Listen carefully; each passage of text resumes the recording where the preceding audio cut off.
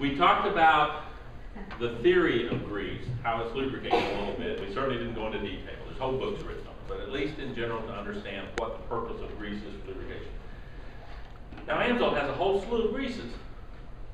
If grease was that simple, how can we have so many different kinds?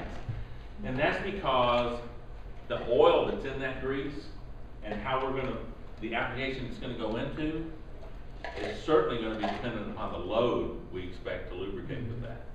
So we're going to need a certain type of oil to come out of there if we're lightly loaded, and also if we're in a high-speed application, which would be a bearing, or if we're in a slow-moving application and we've got extreme loads to bear. Those are different, what they call regimes of lubrication. We need to design our grease to fit into the actual service it's going to go into. We have a grease which we put on trailer wheels which gets submerged because it's called a water-resistant grease, meaning that it doesn't wash out of the joint very easy. It's very tacky. That's another type of grease, okay? So I'm just going to hit off the start here. We have this one, synthetic multi-purpose grease. Now, we refer to it a lot of times in AMSOIL as the red grease because it's very red, okay? Now, this grease is a multi-purpose grease. It's a high-speed, high-temperature, high-performance grease, but it's not heavy-duty grease. Heavy-duty greases typically have some type of moly, which is a short for molybdenum, additive in them to give them better load handling characteristics. Where would that be? In the thickener? No. It would be in the oil that's in that grease. As it leaches out, an additive in that oil would be moly. And Caterpillar, by the way, has a requirement that any grease used in Caterpillar equipment has to have at least a 5% moly fortification so that that can handle those heavy, heavy pressure loads that you find in Caterpillar equipment.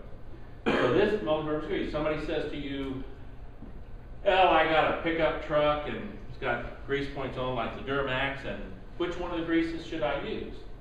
This grease basically is good for up to about 10,000 pounds. So what you're saying in that application is if you've got two wheels in the front end of the truck, this one here and this one here, and you're greasing the ball joints, it's unlikely that each ball joint is going to be having 10,000 pounds of pressure. Okay? So it's very easy to understand that that's typically a multi-purpose grease application. Okay? It'll work fine.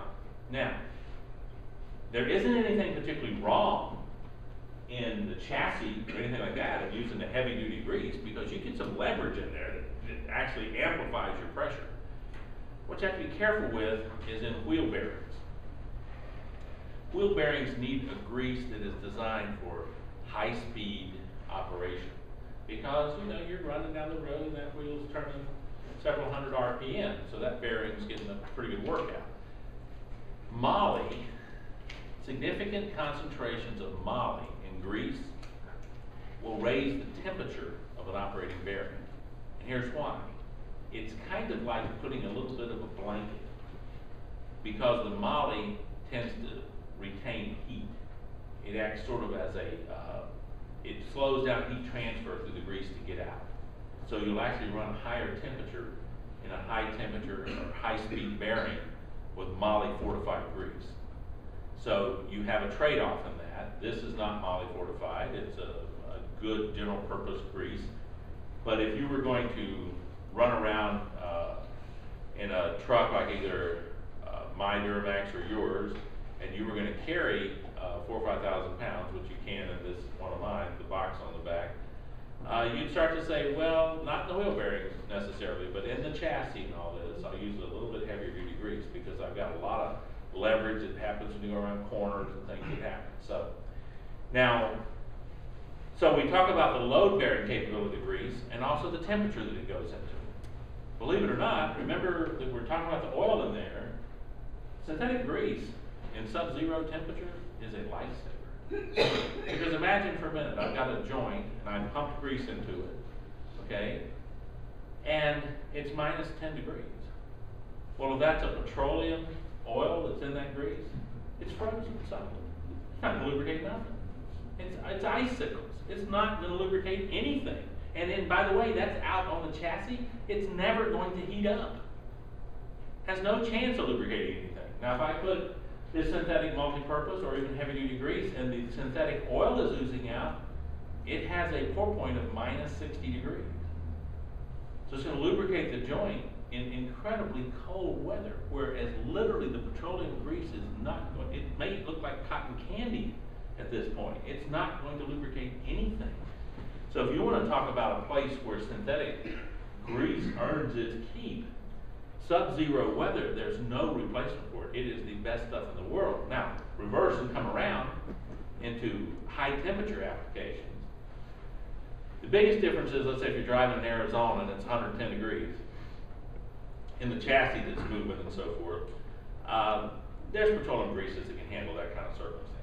But what will happen is the consumption of the grease will really be elevated in those temperatures, because as it works it and the pressure works, it just keeps hitting that oil down in there in that thing and vaporizing it. Just keeps disappearing and more oil leaches out. So pretty soon, all that's left, you know what really hard cake grease really is? It's grease that all the oil has already leached out. It's just a thickener left. And it's just hard junk. There's nothing left to it. So when you put a synthetic grease in, it doesn't vaporize off like that, so it's just staying there in the joint, even at the temperature. So you get high temperature performance and you get extreme low temperature performance, which doesn't affect most of us, but you may be dealing with somebody who is a snowbird that comes back and forth from up north to down here, and to them it makes a difference because they're going to at times be in that very cold weather. So it makes a difference. And then high temperature just means you don't have to grease as often. Private individuals, okay, fine. How often are we going to grease the truck anyway? Twice a year, maybe once a year. But if you're talking to somebody who's in business that are really running these things, that you'd be surprised how much grease they use when they're really operating equipment on a daily basis. It's loaded and working. And when they find that they can reduce the consumption of grease by 90% by going to a synthetic grease, they go, wow, that both saves time and effort. I'll give you an example. These lawn maintenance guys, right? They drive their trucks around, they pull their mowers. Well, they have these high-speed spindles where the belt goes to the mower. They run those. Most of them have a little grease fitting on them. Well, when they run regular petroleum grease, they really have to be prudent about greasing that thing daily. Okay? They run a good synthetic grease, they can grease it once a month. Okay? Now, that is a significant difference in the amount of effort that you have to put forth to operate this thing. Because they're paying somebody to grease the machine every day as they're getting ready to get started. They also change their oil once a month too, rather than once a week. So there's some advantages there. That's the kind of stuff you learn that are advantages for actual selling techniques that you can tell somebody how to do something.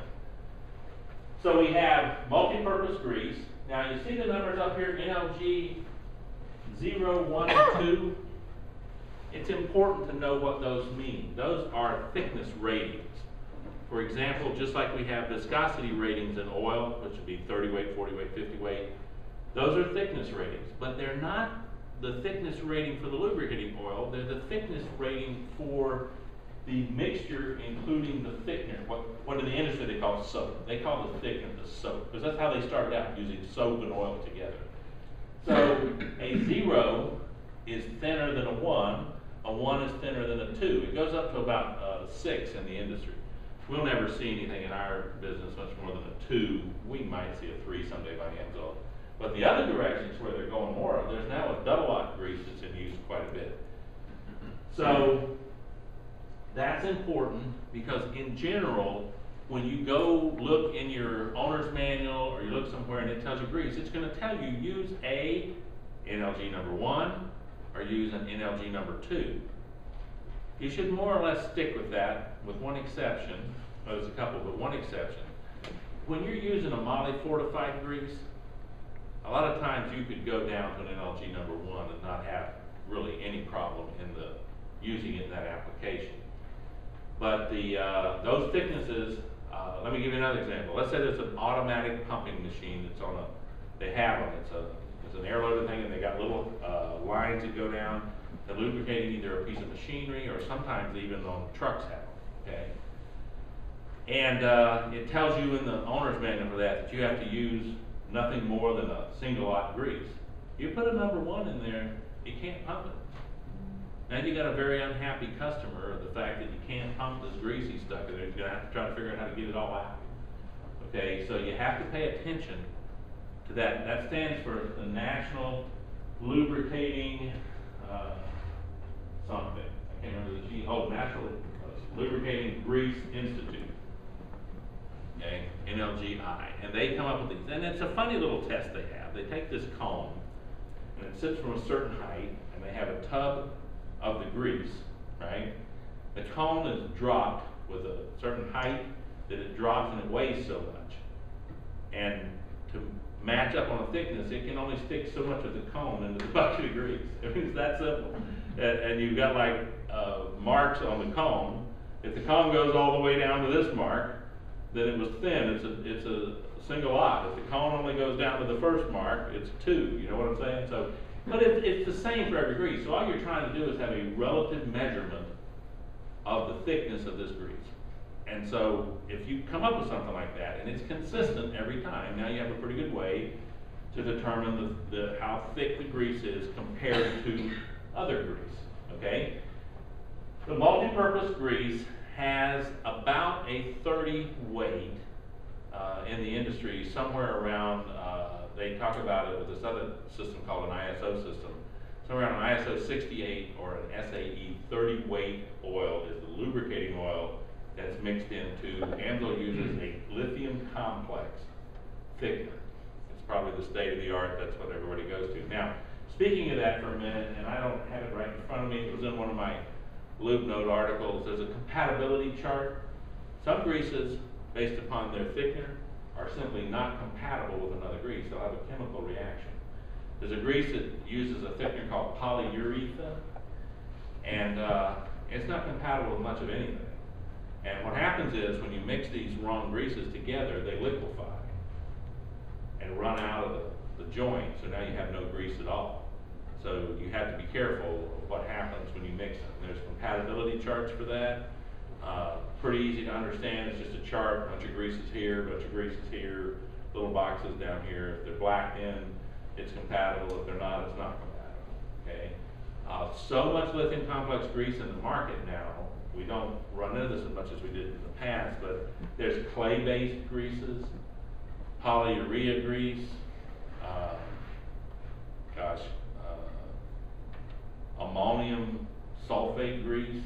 There's a bunch of different specialty greases out there, but most of what we see in our industry today is lithium complex. It is the bases, and it's compatible with a lot of greases. That's one of the reasons why they use it.